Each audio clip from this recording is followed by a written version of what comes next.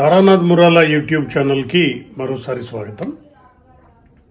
8వ వేతన సవరణ సంఘం మీద పార్లమెంటులో మార్చి 17, 2025న ప్రముఖ సినీ నటి పార్లమెంటు సభ్యురాలు కంగనా రనౌత్ శ్రీమతి షాజదా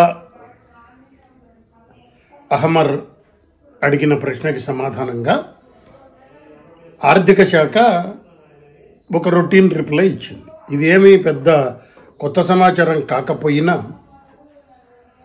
మనం ఎప్పుడన్నా రేపు 8th పే కమిషన్ వచ్చేసి ఒక 4-5 ఏళ్ల తర్వాత ఎప్పుడు ఏర్పాటైంది, ఏర్పాటు కావటానికి ముందు కేంద్ర ప్రభుత్వం ఈ అంశం మీద ఎలా స్పందించింది, పార్లమెంటులో ఏం చెప్పింది అన్న రికార్డు మన దగ్గర మన యూట్యూబ్ ఛానల్లో రికార్డ్ అయి ఉంటుందన్న అంశంతో ఈ వీడియో పెడుతున్నాను. వాళ్ళు కంగనా రనౌత్, షాజదా అహ్మర్ అడిగిన ప్రశ్న ఏంటంటే, కేంద్ర ప్రభుత్వం 8వ వేతన సవరణ సంఘాన్ని ఏర్పాటు చేసిందా, చేస్తే దీనివల్ల కేంద్ర ప్రభుత్వ ఉద్యోగుల వేతనాలు, కేంద్ర ప్రభుత్వ పెన్షనర్ల వేతనాలు పెరుగుతాయా, కేంద్ర ప్రభుత్వ ఉద్యోగులు ఎంతమంది ఉన్నారు, కేంద్ర ప్రభుత్వ పెన్షనర్లు ఎంతమంది ఉన్నారు, ఈ 8వ వేతన సంఘం రిపోర్టు ఎప్పటికిస్తుంది, ఇందుకు సంబంధించిన వివరాలన్నీ తెలపండి. 8వ వేతన సంఘం ఏర్పాటు చేసిన తర్వాత ఈ జీతాలు పెన్షనర్ల పెంపుదల వల్ల కేంద్ర ప్రభుత్వానికి ఎంత ఆర్థిక భారం అదనంగా పడుతుంది, ఈ ఏర్పాటు అంశంలో టర్మ్స్ ఆఫ్ రెఫరెన్స్ వేతన సంఘం ఏ అంశాల మీద తన సిఫార్సులని కేంద్ర ప్రభుత్వానికి ఇవ్వాలో ఆయా అంశాల మీద పెన్షన్ సంఘాలు, ఉద్యోగ సంఘాలు, రాష్ట్ర ప్రభుత్వాలు వీళ్లతో ఏమన్నా మీరు చర్చలు జరిపారా, చర్చలు జరిపితే ఆ చర్చల వివరాలు తెలియచేయండి అంటూ ప్రశ్న అడిగారు. దీనికి సమాధానంగా పార్లమెంట్లో కేంద్ర ఆర్థిక శాఖ ఏమని చెప్పిందంటే, 8వ వేతన సంఘం ఏర్పాటు చేయాలని కేంద్ర ప్రభుత్వం ఇదివరకే నిర్ణయం తీసుకుంది.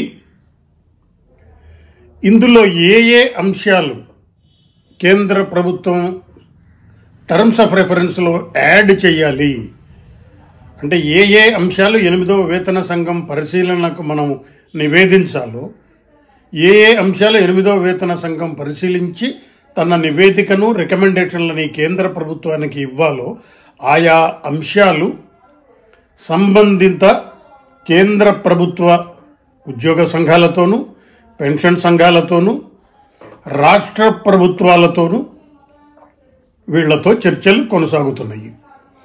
ఈ చర్చలు కొనసాగిన తరువాత మేము అప్పుడు వేతన సంఘ ఏర్పాటుని, టర్మ్స్ ఆఫ్ రెఫరెన్స్ని ప్రకటిస్తాము. కేంద్ర ప్రభుత్వ ఉద్యోగులు మార్చి 1, 2025 నాటికి కేంద్ర ప్రభుత్వంలో 36,57,000 మంది కేంద్ర ప్రభుత్వ ఉద్యోగులు ఉన్నారు.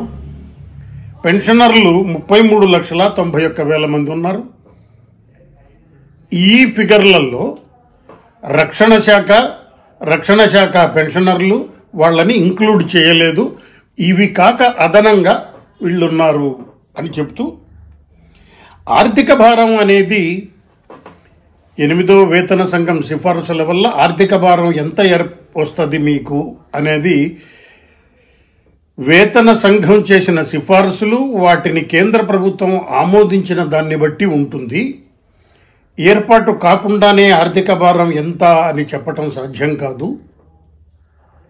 ఈ టర్మ్స్ ఆఫ్ రెఫరెన్స్ ఏ అంశాలు ఉండాలి అన్న దాని మీద కేంద్ర హోంశాఖ, కేంద్ర రక్షణ శాఖ, department of personal and training, సంబంధిత స్టేట్ గవర్నమెంట్లు పార్టిసిపేట్ చేస్తున్నాయి, వాళ్లతో చర్చలు జరుగుతున్నాయి అని సమాధానం ఇచ్చారు.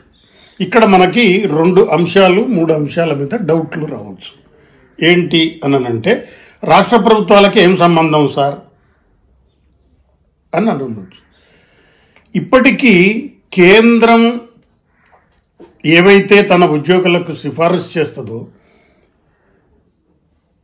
వాటి కోసం వేతన సంఘాలు ఏర్పాటు చేస్తుందో అవే కంప్లీట్గా తమ రాష్ట్రంలోనూ ఫాలో అయ్యే రాష్ట్రాలు ఉన్నాయి.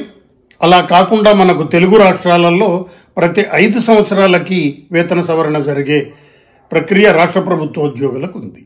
అలా కాకుండా కేంద్రం ఇచ్చిన సిఫారసులే వాళ్ళు అమలు చేసే స్టేట్లు కూడా ఉన్నాయి. అందుకని టర్మ్స్ ఆఫ్ రెఫరెన్స్లో ఆయా రాష్ట్ర ప్రభుత్వాలు ఏదన్నా సపరేట్ ఉద్యోగస్తులో ఒక క్యాడర్కి సంబంధించో ఇంకొక అనామలీసో అబరేషన్సో ఇటువంటివన్నీ ఏమన్నా ఉండే పక్షంలో ఆ అంశాల మీద కూడా స్టడీ చేసి 8వ వేతన సంఘం సిఫార్సు చేయడానికి వీలుగా మేము రాష్ట్ర ప్రభుత్వాలతో కూడా సంబంధిత రాష్ట్ర ప్రభుత్వాలతో కూడా చర్చలు జరుపుతున్నాం అనే అంశం ఉంది. ఇంకొక కీలకమైన అంశం ఏంటంటే దాదాపు 1,20,00,000 మంది పెన్షనర్లు కానీ ఉద్యోగులు కానీ ఉన్నారు. ఈ 8వ వేతన సంఘం సిఫార్సుల ప్రభావం తమ మీద పడేవాళ్ళు దగ్గర 67 లక్షల మంది కేంద్ర ప్రభుత్వ పెన్షనర్లు డిఫెన్స్ వాళ్లతో కలుపుకుని, అట్లాగే ఇదొక 40 లక్షల మంది ఉద్యోగస్తులు కానీ రక్షణ శాఖ వీళ్ళు కానీ ఉన్నారు అనేది ఒక అంచనా. దీన్ని బట్టి ఒక అంశం మనం క్లియర్గా అర్థం చేసుకోవాల్సినది ఏంటి అని అంటే, మనకి ఇప్పుడు మీడియాలో సర్క్యులేట్ అవుతున్నట్టుగా వేతన వయస్సు పెంచుతారంట, 62 చేస్తారంట, 65 చేస్తారంట, లేదా డిఏ ప్యాటర్నే మారుస్తారంట, మొత్తం అలవెన్స్లన్నీ తీసేస్తారంట, గ్రూప్ డి వేతనమే 56,000 అవుతుందంట, 3.68 3.58 వీళ్ళు మినిమం ఫిట్మెంట్ ఉండాలని అడుగుతున్నారంట. అలాంటి అంశాలు ఏవి ఇంతవరకు డిసైడ్ కాలేదు. నేషనల్ కౌన్సిల్తో జరిగిన చర్చల సారాంశాన్ని నేషనల్ కౌన్సిల్ సెక్రటరీ, కేంద్ర ప్రభుత్వ ఉద్యోగుల national council joint council machinery secretary Shivagopal Mishra గారు ఆల్రెడీ లెటర్ రాశారు. ఆ లెటర్లోనే ఆయన క్లియర్గా ఒక అంశం పేర్కొన్నారు. ఏంటి అని అంటే, మీరు నేషనల్ కౌన్సిల్తో సమావేశం ఏర్పాటు చేసి ఆ మేరకు అందులో ఉన్న ఉద్యోగ సంఘాల అన్నిట్లతో చర్చలు జరిపితే ఒక సమగ్రమైన డిమాండ్లు మీకు తెలుస్తాయి అన్నట్లు, దానికి అనుగుణంగానే department of pension and pension welfare secretary Srinivas గారి ఆధ్వర్యంలో నేషనల్ కౌన్సిల్ మీటింగ్ జరిగింది. దీని తర్వాత యాక్చువల్గా అయితే ఈ meetings department of pension and pension welfare కానీ ఆర్థిక శాఖ కానీ నిర్వహిస్తాయి. ఆర్థిక శాఖ డిపార్ట్మెంట్ ఆఫ్ ఎక్స్పెండిచర్ ఆధ్వర్యంలో జరిగే శాఖలు ఈ మీటింగ్ మళ్ళీ department of pension and pension welfare కాకుండా వీళ్ళు నిర్వహిస్తారా లేదా అనేది తెలియదు. ఈ లోపల పోస్టల్ శాఖ, డిఫెన్స్ సెక్టర్ వాళ్ళు వాళ్ళ కేటగిరీలు వాళ్ళ డిపార్ట్మెంట్లో వాళ్ళకి ఎదురవుతున్న ఇబ్బందుల మీద ఇండివిజువల్ రిప్రజెంటేషన్స్ ఆల్రెడీ తయారు చేయటం, నేషనల్ కౌన్సిల్కి ఇవ్వటం కూడా బిగిన్ చేశారు. కాబట్టి టర్మ్స్ ఆఫ్ రిఫరెన్స్ డిసైడ్ చేసేటప్పటికి మే జూన్ అవుతుందేమో, మే జూన్ నాటికి కానీ టర్మ్స్ ఆఫ్ రెఫరెన్స్ ప్లస్ 8వ వేతన సంఘం ఏర్పాటు జరగవేమో, అప్పటిదాకా టైం పడుతుంది అని గత అనుభవాలు కూడా మనకు అదిగా తెలియజేస్తున్నాయి. 6వ వేతన సంఘమో 8వ వేతన సంఘమో ప్రభుత్వం అనౌన్స్ చేసిన తర్వాత నోటిఫికేషన్ రావడానికి మినిమం 5-6 నెలలు పట్టింది. కాబట్టి ఈ రెండింటి సారాంశాన్ని దృష్టిలో పెట్టుకుంటే ఈ పార్లమెంటులో ఇచ్చిన రిప్లై వల్ల మనకు అదనపు సమాచారం ఏమీ లేకపోయినా పార్లమెంటులో ఈ అంశాన్ని లేవనెత్తారు.